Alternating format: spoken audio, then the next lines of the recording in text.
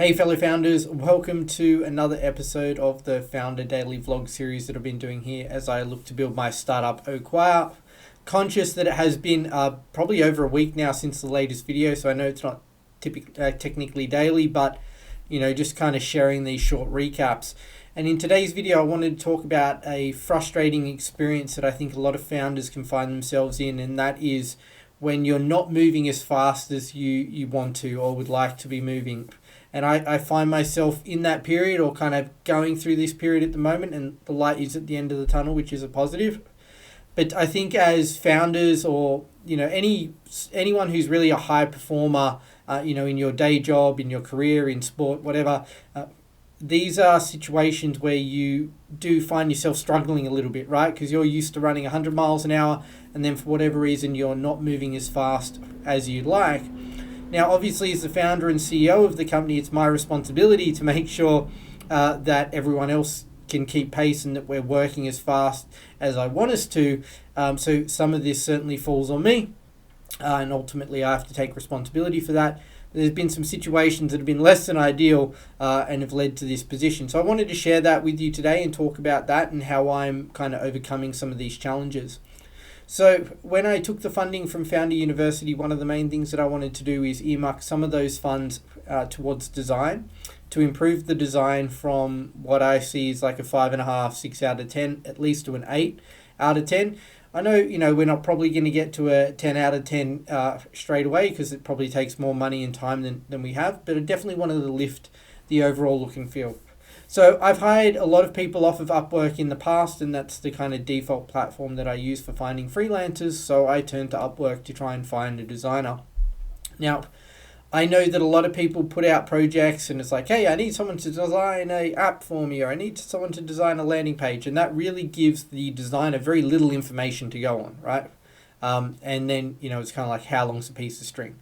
So I do put together very detailed briefs, and I was very clear in what I was after from a designer. I wanted someone who would challenge me a little bit on some of the assumptions, think of new and innovative ways of rendering some of the data or asking questions or getting, the users to input data. I didn't want them just to take what was in my head and translate that to a Figma design. I really wanted them to kind of do that UI UX research, challenge the assumptions that I had, and really own that creative piece.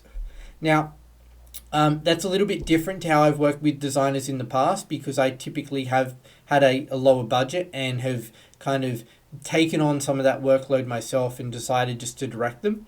And I do have quite a good process, I think, for finding designers, which I could probably document in another video at a later date. But that process kind of led to an overwhelming number of proposals on Upwork, around 40 or 50, I think, from memory. From there, I shortlisted a bunch of people, found some designers, but I wasn't super convinced on any single one of them. And because it was I put it together as a fixed price project, that was probably a mistake on my part. I can talk to that a little bit as well. It was very hard to judge, like, if I commit to this project, am I going to get the results that I want? So what I instead did was change and engage 3 of them to do some test work, paid them, of course, via Upwork, as like an hourly project, and then from that at least was able to go, is this person in the right direction? So that process in and of itself probably led to about a 2-week delay, or 2 weeks longer to find the right type of person. And I'm glad to say I have found a designer who I'm very happy with so far, the work that they're producing. The second aspect of that, though, was as I went through this process and started working with some of these designers, while they're good at design, they are still a lower cost resource, right? I'm hiring someone who's not in Australia or America, right? I'm trying to allocate around 3,000 USD to this budget, so it is a smaller budget. And because of that, I did find that, hey, I still need to provide some of this guidance, right? I still need to be actively hands-on involved. And that's taken quite a lot of my time to be in that process, where I previously thought maybe I could give that general direction and have them kind of go out and look at some of the assumptions and test what else is, have a look at what else is in the market and come back and be like, hey, we're asking our users to input similar data. Here's 3 or 4 different ways that we could do it. Pros and cons of each, blah, blah, blah. I'm finding I still have to do a fair bit of that. which has its pros and cons. Pros being, I can get more design work done. Con being it's taking more of my time. So that's kind of also accentuated some of these challenges that I've had from a time perspective. And the final one was I've made this mistake previously years ago when I hired a designer, in that I didn't ask them, hey, can you commit this amount of hours over this amount of time and work on this consistently? Now, in my project job description, I said, look, I'm looking for a designer who can do a minimum of 25 hours a week and work on this consistently so that we just get it done, right? Now, although the designer originally accepted on that basis, for the first 2 weeks, they didn't hit that metric in terms of the number of hours. In fact, they missed it by a wide margin. And that leads to a situation where you have to have a hard conversation.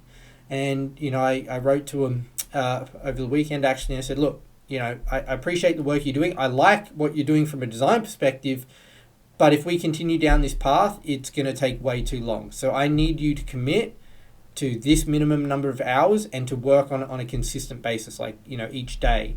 Or, hey, I'm saying 25 hours over a week, so it's, 3 or 4 days out of 5 kind of thing. And thankfully they came back, they explained the situation, and they are now doing that. They had some other projects that they were working on. But I think that's a lesson there as well, is even though you state it and ask for it, you need to enforce it. And, I probably in hindsight should have said, hey, do you have any other client projects that are going to impact your ability to deliver on this, time commitment that I'm after? So that's kind of been one of the challenges. Now, as I said, we're getting to the end of that tunnel. We're seeing the light at the end of the tunnel. The new design's coming along really nicely, and we'll be in a position where at least a number of the design elements are done that I can be passing them off to the developer that I'm working with to help accelerate the development. I'm still writing code as well, so I'll be able to take some of that. It's just been this kind of like chicken egg scenario. We are going to be working in an agile manner though, so we don't need to wait for the entire design to be done. We just need to wait for certain aspects of the design or certain features and functions to be designed, and then we'll get those handed over to the developer.